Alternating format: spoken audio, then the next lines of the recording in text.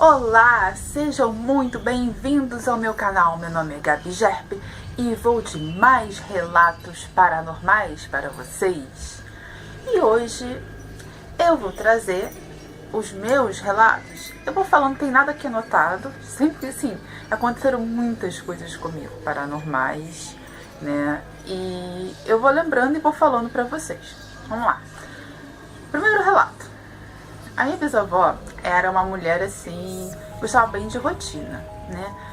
E ela sempre tomava banho às 11 em ponto.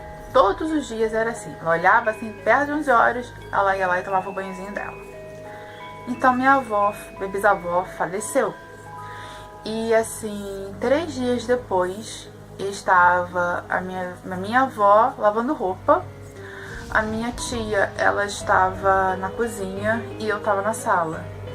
E às 11 em ponto, o chuveiro abriu todo. Abriu. E minha tia chamou minha avó. Eu tinha feito 11 anos na época. Ela morreu perto 11 dias antes do meu aniversário de 11 anos. Morreu dia 2 de fevereiro, eu faço aniversário dia 13 de fevereiro.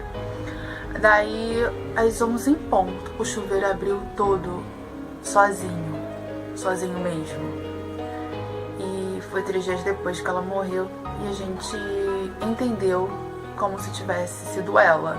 Se alguém me contasse, eu não acreditaria, talvez, mas eu acreditaria, né? Tanta coisa que a gente acontece, mas eu tava lá e isso foi verdade mesmo. Outra coisa que tem acontecido, deixa eu pensar aqui, nossa, é tanta coisa que eu acabo esquecendo. Eu tinha um boneco, um duende, quando era criança, e eu dizia que era meu duende de proteção.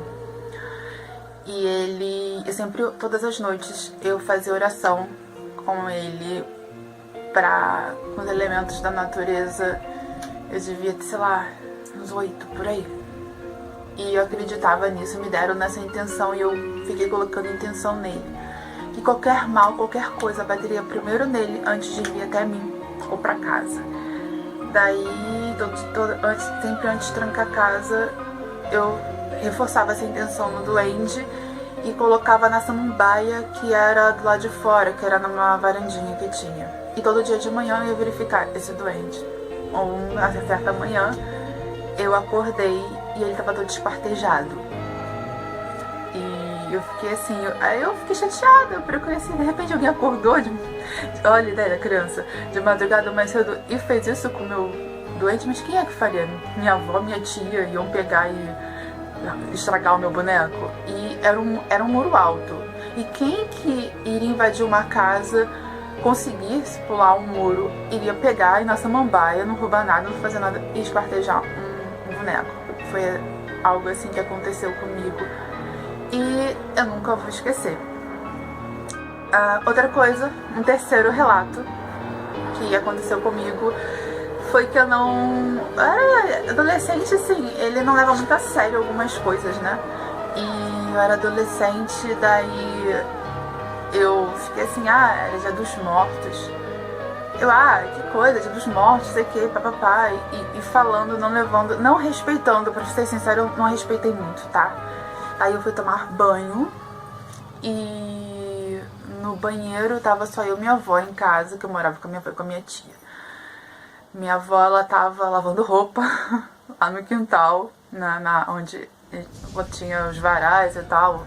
Na época a gente não tinha máquina, era tanque mesmo. E estávamos nós duas na casa, era tipo meio da tarde. E a porta, eu comecei a escutar a porta bater a porta do banheiro, que era de madeira. Bater. E gargalhadas de homem, gargalhadas de mulheres. E era uma gargalhada assim, estridente. E eu fiquei com muito medo. E falavam algumas coisas que eu não entendia. E a porta batendo, e aquelas vozes altas rindo, sabe? Eu senti uma movimentação. Eu fechei os olhos dentro do box, porque meu box, ele era de um material, não era de antigamente, que as portas não eram blindex, Era tipo um plástico, sei lá, resina, sabe o que era aquilo? E era marrom, não dava pra ver tipo luz, sabe? Se alguém pusesse uma luz, daria pra ver uma luz. Mas não dava pra ver quem tava do lado de fora. E eu fechei os olhos, fiquei com muito medo, eu fiquei chamando a minha avó. Daí ela não escutava, porque ela tava lá no quintal, a casa era relativamente grande, ela não me ouvia.